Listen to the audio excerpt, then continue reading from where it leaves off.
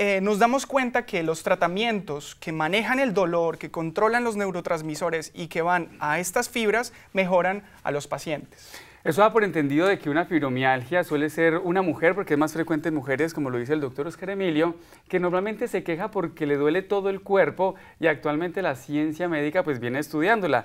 Es de resaltar que desde la época de 1900, al inicios del siglo XX, comenzaban a estudiarse la fibromialgia y al principio se decía que la mujer estaba haciendo somatización, es decir, que se estaba inventando el dolor, pero fue hasta más o menos unos 20 o 30 años que ya estudios serios concluyeron de que efectivamente ese dolor era de tanta envergadura que le impedía para tener una buena calidad de vida. Sí, y en realidad es algo muy frecuente. Tú me preguntabas sobre la prevalencia o la frecuencia de la enfermedad en nuestra población.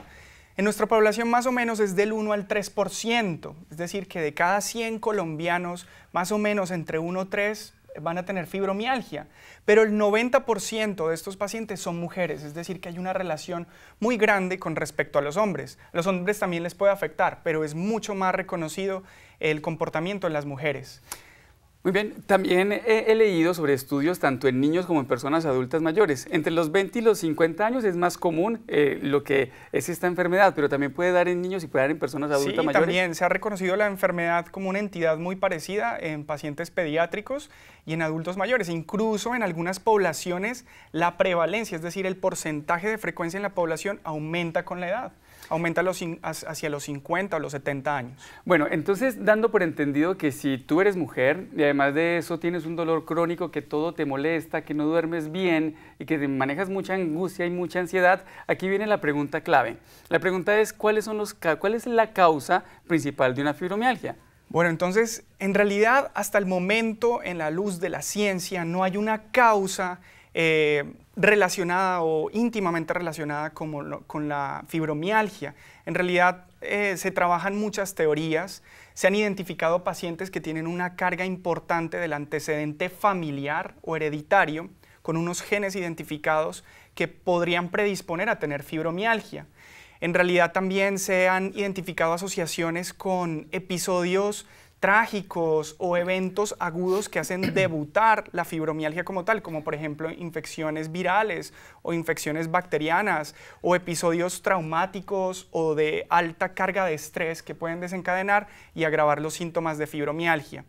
Como te estaba diciendo, hoy en día se comienza a hablar de las fibras nociceptivas, es decir, las pequeñas terminaciones nerviosas que captan el dolor y la modulación del dolor mediada por los neurotransmisores. Entonces ya se le está dando una connotación mucho más biológica a la enfermedad como tal. Muy bien, entonces en ese orden de ideas quiero que nos imaginemos a una mujer entre los 20 y los 50 años que muy seguramente dice, bueno, yo estoy identificada con que yo tengo el dolor, con que además de que todo me duele, no logro conciliar el sueño fácilmente. Ahora la pregunta es, desde la ciencia actualmente, desde los últimos estudios científicos, ¿qué dice la medicina interna en cuanto a cómo se hace un diagnóstico? ¿Tienen que hacerse exámenes de sangre o tienen que ir exclusivamente al médico? Es decir, ¿cómo podemos hacer un diagnóstico preciso de una fibromialgia? Muy bien, entonces hablamos que es una constelación de síntomas, ¿cierto? La fatiga, el cansancio, la debilidad, la ansiedad, el estrés o la depresión junto al dolor musculoesquelético. Como ha ido cambiando la historia de la fibromialgia en la medicina, entonces vemos que los pacientes se quejan de, digamos, de ubicación del dolor en algunos puntos que no son tan precisos como los que manejábamos antes para hacer el diagnóstico. Entonces son unos puntos más generalizados del dolor, generalmente en la cintura escapular, es decir, en los hombros, en el cuello, en la cintura pélvica, es decir, como en la cadera, en los miembros inferiores, en los pies o en las manos. Y también comienza a originarse el dolor abdominal, que es uno de los síntomas que también se involucra mucho en estos pacientes. Incluso se relaciona con enfermedades tan frecuentes como el reflujo gastroesofágico o el síndrome de colon irritable. Vienen otras molestias como trastornos del sueño o trastornos de la memoria o de la atención, y nosotros le damos mucha más importancia ahora al paciente, lo que ellos nos están contando. No clasificamos al paciente ni lo diagnosticamos dependiendo de lo que nosotros encontremos netamente en el examen físico, sino de lo que ellos nos cuenten. Es muy importante aclarar a toda la población que fibromialgia es un diagnóstico de descarte, por dos cosas importantes, porque como es una enfermedad con muchos síntomas, se puede parecer a otras. y entonces se confunde el diagnóstico. Es importante descartar otras enfermedades que pueden confundirse con fibromialgia, que tienen otro tipo de tratamiento y que en algunos casos tienen cura. En la gráfica o en la tabla podemos observar síndrome de fatiga crónica, piernas inquietas, el hipotiroidismo, la artritis reumatoide, las neuropatías, la osteomalacia o la deficiencia de la vitamina D, el lupus, las vasculitis, la artritis reumatoide, la anemia. Es decir, muchas enfermedades pueden parecerse a fibromialgia y es el médico el que tiene que descartar estas enfermedades y hacer el diagnóstico de fibromialgia como tal. Incluso algunos pacientes pueden tener las dos, pueden tener fibromialgia y pueden tener anemia, por ejemplo. Entonces es muy importante solucionar la parte de la carga de los síntomas de la anemia para que el paciente comience a mejorar también con el tratamiento para fibromialgia. Es como también puede tener artritis reumatoidea y fibromialgia. Muy frecuente. Lupus eritematoso y fibromialgia, o sea que la fibromialgia es como una enfermedad cargadilla que la puede tener cualquier persona y las que no tienen enfermedades de base como enfermedades reumatológicas también la pueden padecer. Bueno, entonces hemos hablado de la problemática, ¿no? De la situación actual. Espero que te hayas identificado o de pronto haber identificado a algún familiar.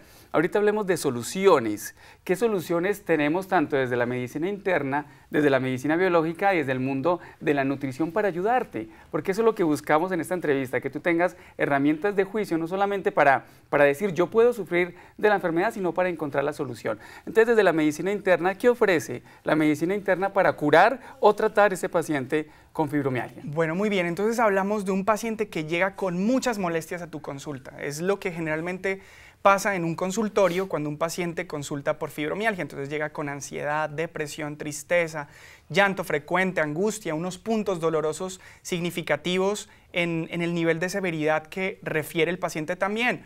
Pero el paciente nos cuenta que lo han incapacitado de su trabajo, que tiene una disminución de la calidad laboral, de su efectividad, de la habilidad que tenía antes. Entonces uno lo que hace en la consulta es, digamos, catalogar los síntomas que más disfunción producen en los pacientes. Si predominan los síntomas afectivos o el dolor o la causa de pérdida laboral. Entonces, cuando los síntomas son predominantemente afectivos, vamos a brindar múltiples soluciones que se hacen desde un punto de vista integral, un acompañamiento con un psicólogo o con terapia neurolingüística o con neuroprogramación.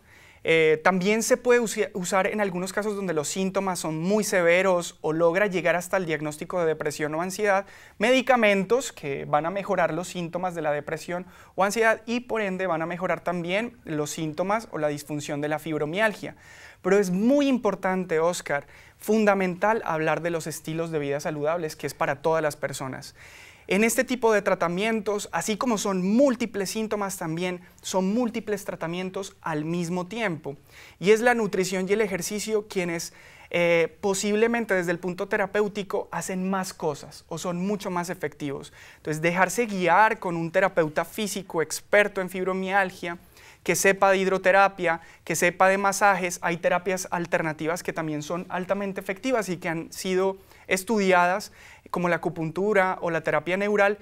Y cuando los casos son más severos ya necesita del médico en acompañamiento farmacológico y hay medicamentos que han demostrado mejorar las cosas. Bueno, entonces ahí vienen dos datos fundamentales interesantes. La terapia neural, la acupuntura, la biopuntura, el mismo yoga, son la misma hidroterapia, la actividad física, son importantes para ti que sufres de fibromialgia o que tienes dolores crónicos en tu cuerpo. Es de resaltar de que, como lo dice el doctor Oscar Emilio, la alimentación es muy importante. Hay varios estudios que, por ejemplo, relacionan el consumo de fibromialgia, o mejor, el aumento del dolor en la fibromialgia con alimentos como es el gluten, es decir, como es el pan, buñuelo, o sea, todo lo de panadería. Invitación, pues, que esas personas que sufren de dolores crónicos o fibromialgia disminuyan el consumo de alimentos ricos en gluten, porque en teoría puede aumentarle el dolor y la inflamación.